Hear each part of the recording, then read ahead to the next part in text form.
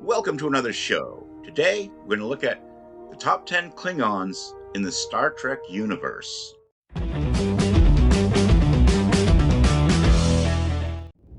I would speak with you. I do not hear the words of traitors. I am not a traitor. You admitted your guilt before the council. I accepted this commendation to protect the Empire. What would Star Trek look like without Klingons? It would be much less interesting, far less violent, and probably a great deal quieter. As Quark once pointed out, things in his bar can get loud when there are Klingons in the room. From the original series on, every Trek show and almost every film has featured this Koloth-worshipping alien race. They are as pivotal to Star Trek as phasers and warp drive, with some specific Klingon characters stealing the show whenever they show up. Though I'm a fan of almost all Klingons, I do tend to show favoritism towards a few in particular. Some have incredibly long arcs, spanning the course of multiple shows and films. Some only show up in a single film and are never seen or mentioned again. Some are relatively new, as Star Trek Discovery has really added some spice to the gag and added a shipload of new Klingons to canon. With all of this in mind, it's time to break out a barrel of blood wine and rank the top 10 best Klingons in all of Trek. You don't trust me, do you? If there is to be a brave new world, our generation is going to have the hardest time living in it. No! First, we'll verify her story. Is this what your sworn word means, Klingon?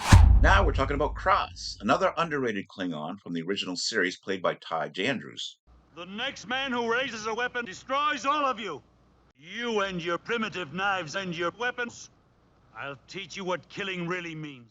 When the USS Enterprise travels to Capella 4 seeking a valuable mineral, they discover that a Klingon emissary named Cross has already arrived. The Klingons also want control of the minerals found on the planet, but Kirk and his crew convince the Capellan leader that the Federation is far more trustworthy than the Klingon Empire. When the Capellans began fighting among themselves, Captain Kirk, Spock, and Dr. McCoy have to rescue Eileen, played by Julie Newmar, the pregnant wife of the previous Capellan leader. Cross later threatens the Capellans, killing their new leader before being killed himself. The Enterprise crew prevents any further violence. Eileen takes over as leader. Filmed at now iconic Vasquez Rocks, Friday's Child does not reveal much new information about the Klingons, but does further establish their reputation as liars, deceivers, and conquerors. Formal declaration of hostilities between our two respective governments. So naturally, our relationship will be a peaceful one. Koloth. It was a diplomatic ploy for him to bond himself to us in a blood oath. That's a lie. Koloth was among the most legendary warriors, heroic military leaders, and adept negotiators during the late 23rd and early 24th centuries. He was known in the United Federation of Planets chiefly for his encounters with Captain James T. Kirk and Curzon Dax, and for his long friendship with fellow Klingon officers Kor and Kang. He ranks low on this list simply because he was in a more comedic episode of the original series called The Trouble with Tribbles, where his chief threat was a group of furry, cuddly pets. Not exactly fear-inducing material here. Frankly, I never liked Earthers. They remind me of regulant bloodworms. Korax. Kirk may be a swaggering, overbearing, tin-plated dictator with delusions of godhood, but he's not soft. One of the most underrated of Klingons, Korax was also in the episode The Trouble with Tribbles. He was played by Michael Pataki. Korax was the Klingon executive officer of the IKS Groth, serving under the command of Captain Koloth in 2268. As a product of 22nd century genetic engineering, Korax was descended from Klingons affected by the augment virus created in 2154. See Divergence. While drinking in a bar while on shore leave aboard Deep Space Station K7, Korax and several of his crew traded insults with Montgomery Scott and Pavel Chekhov, and a number of the crew of the USS Enterprise, who were also on the station.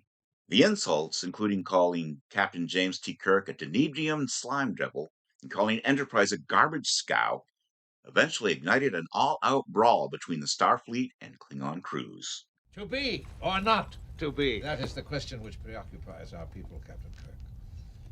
We need breathing room. Earth, Hitler, 1938. Next up, it's Chang. Parting is such sweet sorrow.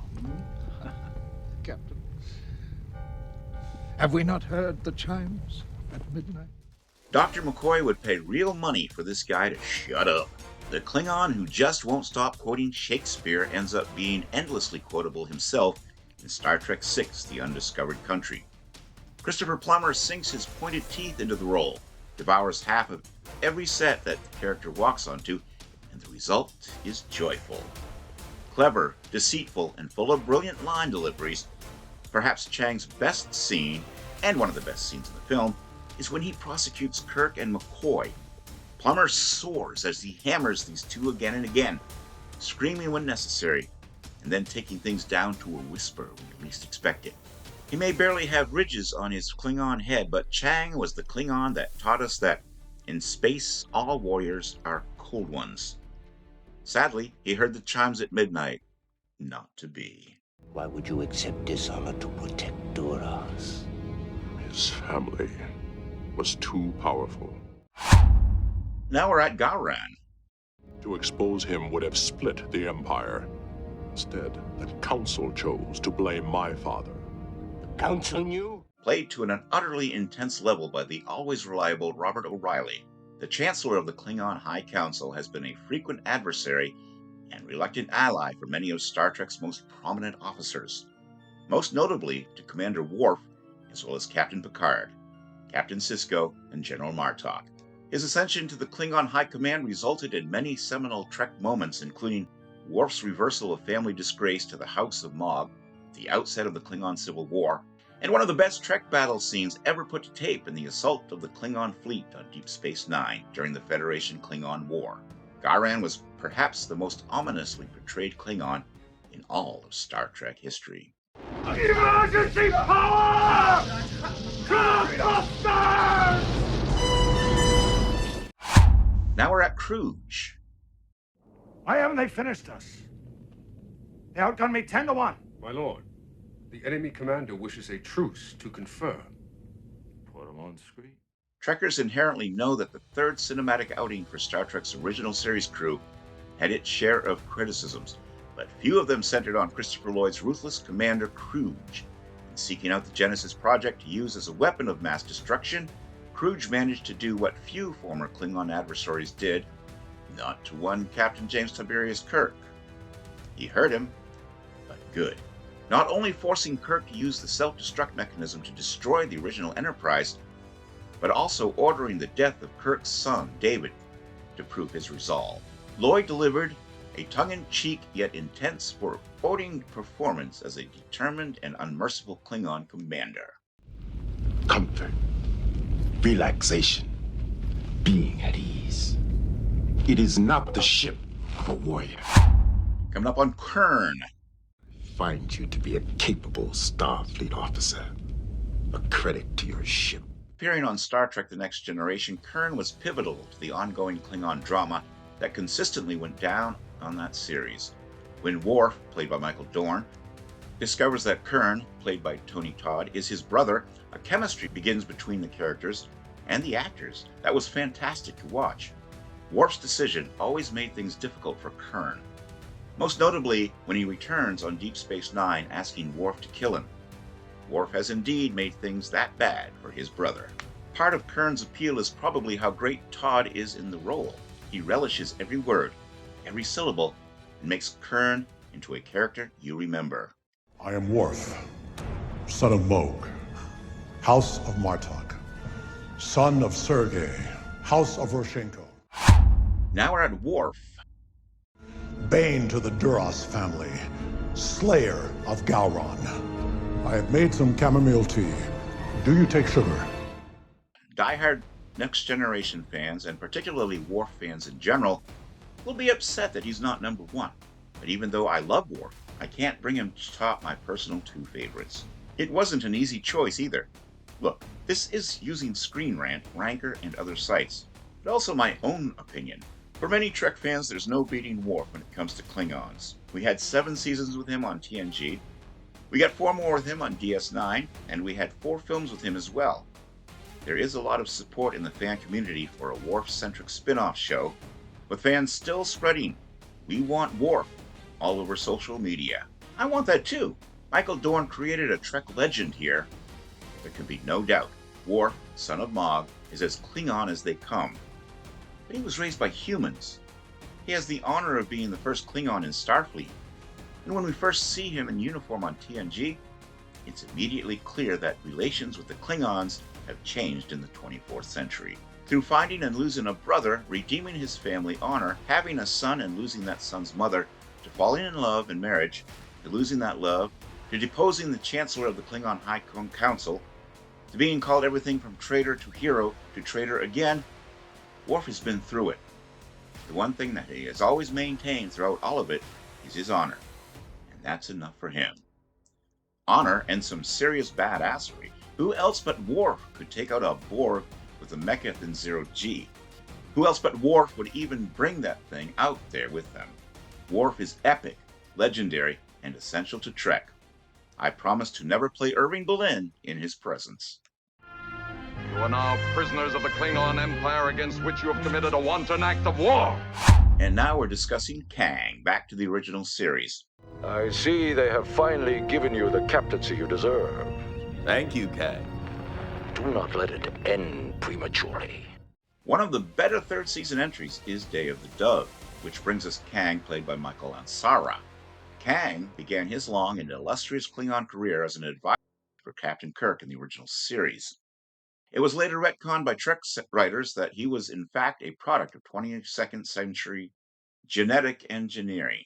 Descended from Klingons affected by an augment virus as seen in the Enterprise episode Divergence, a method in which screenwriters used to explain away the stark changes in Klingon appearances from the original series to the Next Generation series. He was later cured of the affliction as seen in the flashback episode of Star Trek Voyager. Kang also knew Curzon Dax, as recalled by Jadzia Dax in Star Trek Deep Space Nine. Michael Ansara gives a nuanced performance as the debut example of Trek's warrior. Are now subjects of the Klingon Empire. You will find there are many rules and regulations. They will be posted. Violation of the smallest of them will be punished by death. And the number 1 Klingon in this list is the one who began it all, Kor. Any enemy of Gowron and the High Council is a friend of mine. This is a great honor. He first appeared in the original series Errand of Mercy, played by John Colicos. This highly memorable Klingon would go on to feature on Star Trek the Animated Series, and then really come back with a vengeance on Deep Space Nine in a recurring role. Kor, Darmaster, is one of the greatest Klingons there is. We don't get to know him at all that well in the original series, but when he shows up on Deep Space Nine with fellow TOS cohorts Kang and Koloth in Season 2, Highlight Blood Oath, we're off to the races. He's funny, charming, often drunk, is on the side of Jadzia Dax from the start, and he survives the episode. It was a good day to die, but not for him. It's great that he does survive because the show brought him back a few more times. This enabled him to share some screen time, bonding and bickering with Worf, and show how Kor's age has started to creep up on him. He may be a Darmaster, but he's stuck in the past. He's called out on some elitism that he's shown in the old days, but it doesn't really register. He is old. Times have changed, and the fact that his mind has started to go isn't helping things. More unforgettable than Kallus himself, Kor's best moment is probably his last. Rather than let Worf sacrifice himself, he knocks him out and takes his place in a pivotal mission. He perishes, and the last we hear from him is the line, "Long live the Klingon Empire." With that line, the last of the old school Klingons joins his comrades in Stavak Kor. Here's hoping that Kor, Kang, and Koloth spend eternity in glorious battle. They wouldn't want it any other way. And that was our list for today. What did you think? Do you agree with this list? Who was your favorite Klingon in the Star Trek franchise? Let me know your thoughts in the comments section below. And while you're at it, I'd be honored if you subscribe to my channel, ring the bell to stay informed, and check out my Carl Vincent Vampire Hunter franchise also in the comments section. Until next time, this is Kevin Gibbons saying, Live long and prosper. May the Force be with you, and keep reaching for the stars.